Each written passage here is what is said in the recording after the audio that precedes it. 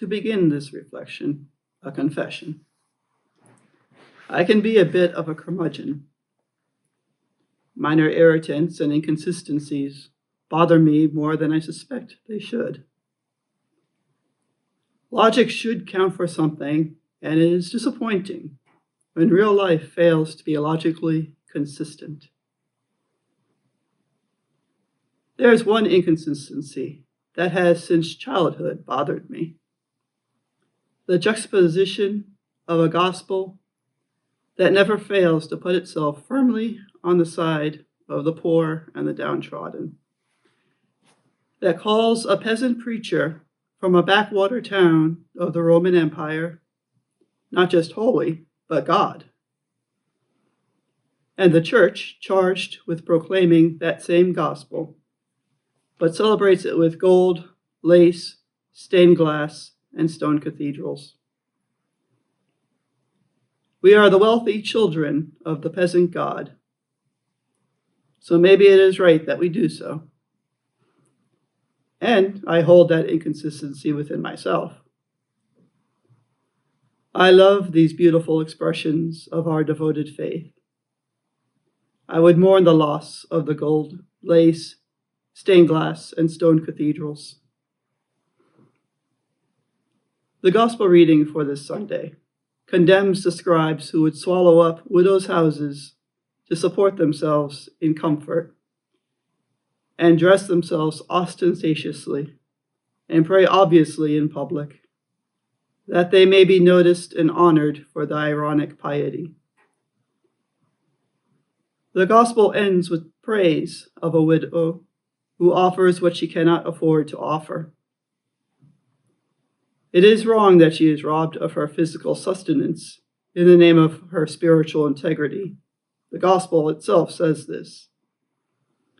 It is also praiseworthy that she so willingly gave what she had.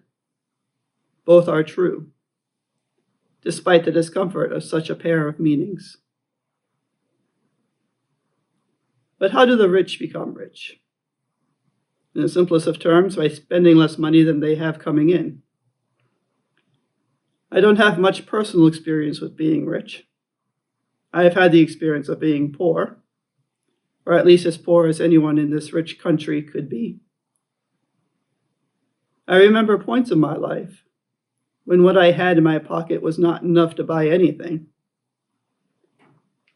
I found it was easier to give away such a small amount than when I had just a little more than barely enough. Having nothing can ironically make us generous. Sic et non, yes and no.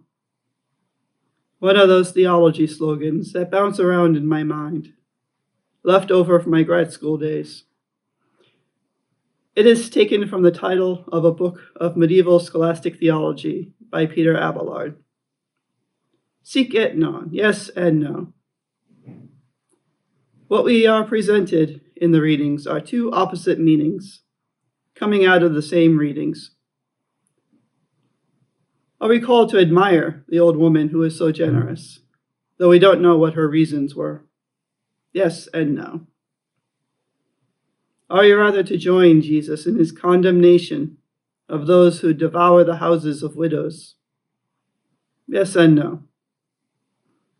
It is both true that the widow's contribution is praiseworthy, and it is also true that she is being exploited by a system that would make such a contribution, even from a widow, seem to be obligatory, even though she had so little to live on.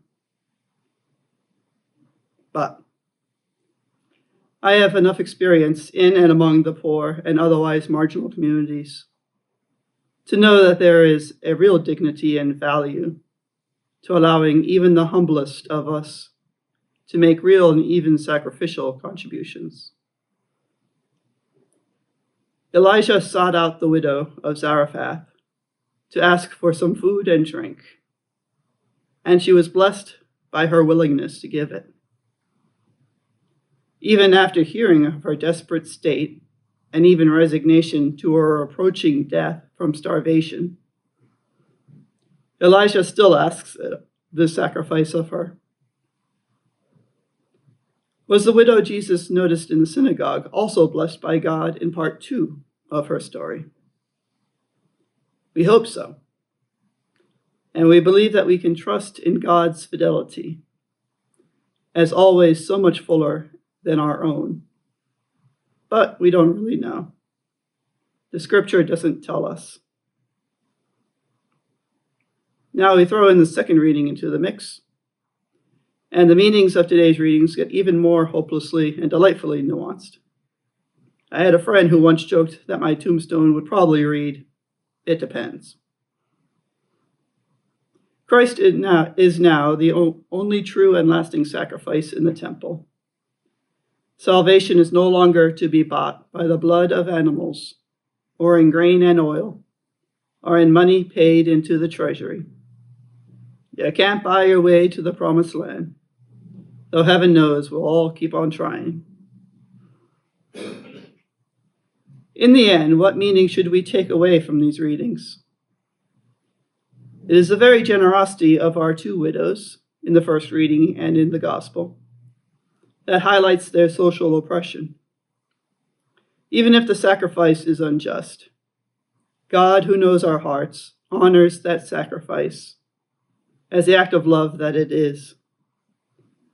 God is on the side of the oppressed because they are in need of God's protection. Both are true. Sic et non.